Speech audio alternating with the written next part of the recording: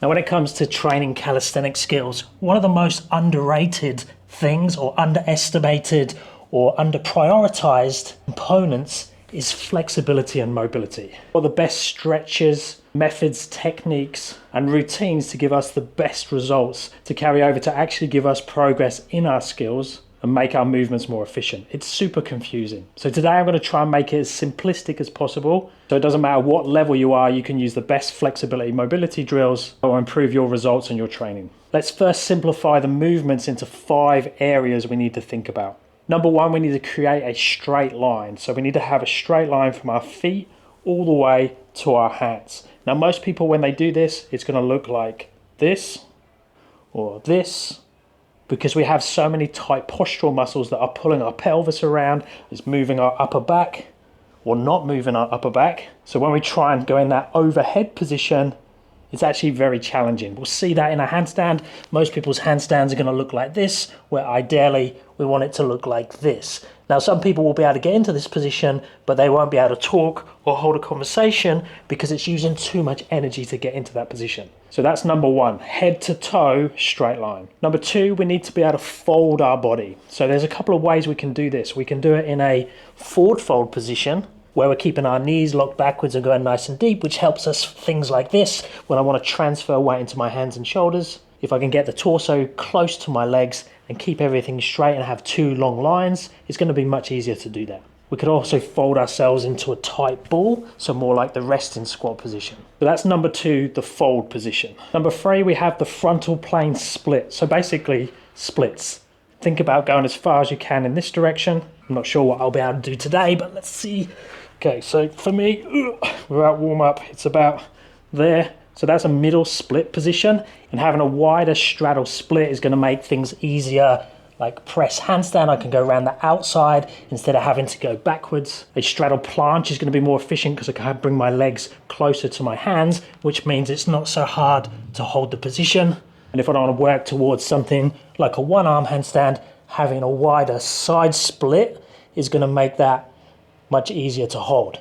It will also carry over to lots of other transitions when you're moving between positions. Number 4, we need to have some extension in the body. So doing things like back bends or wheel pose is obviously taking that movement to an extreme. It's something that I don't personally practice that much, so it's not that strong for me, but I can go into extension type movements in a handstand, and I do have enough spinal mobility for it to help me with things like muscle ups. And then number 5, rotation, making sure that we can turn and twist as needed to complete the skills that we're working on. So we don't want to be turning like this.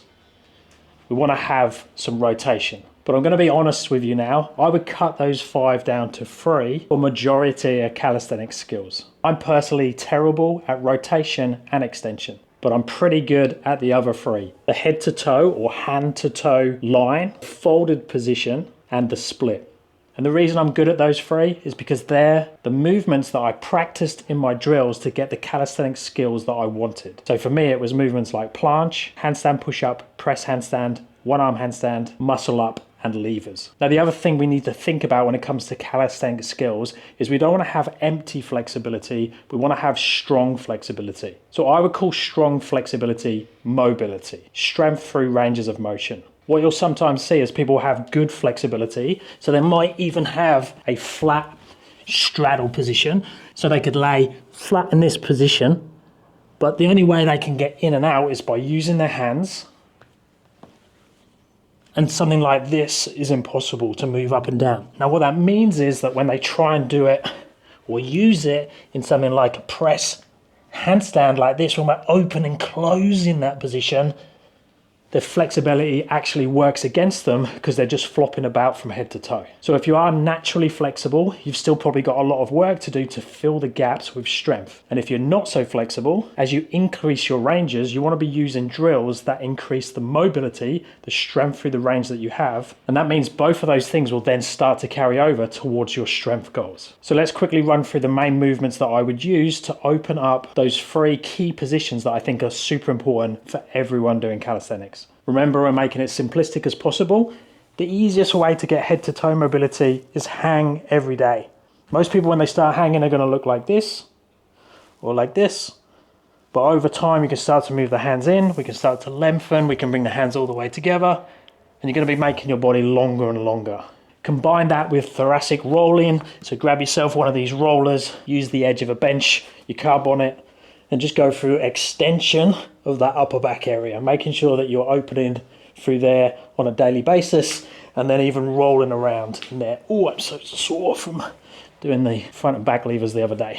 So those two exercises, the hanging and the foam rolling, will take care of that upper body position for most people. And then we have the hips. The hips will tend to be stuck in certain positions, whether it's tight quads and hip flexors or whether it's tight hamstrings. Doing some sort of lunge stretch is going to open them up. Now there's lots of different variations you can do, but basically we want to be getting into the quad, hip flexors, so the front of the hip. So doing something like this in a lunge position, whether it's up against the wall or freestanding.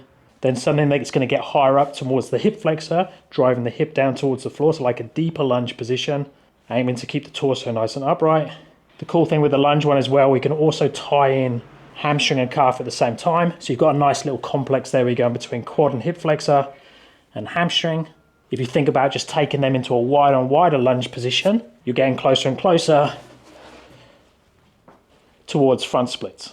Now you don't need front splits for calisthenics, but it is a great way of opening up the hamstrings, calves, quads and hip flexors, meaning that you'll create some balance and more options across the hips. Now it's good to do something dynamic and feel that mobility in that position. So doing something like lunges or more of an active front split position like this, split squats and movements like that. Now when it comes to folding, we can't get simpler than a forward fold. We just do need to be careful with this one. If you are super tight and you look more like this and all you can feel is your back pulling, we're probably better off doing a single leg version first, which isolates the hamstrings and the calves more. But if you have more ranges and you feel this in the calf and hamstrings, then a forward fold is a great exercise to do. And you can even add it in whenever you do your shoelaces up. But if I'm going to program something, it's nearly always the Jefferson curl because it combines the spinal mobility, so the rolling down through the spine, with the forward fold position.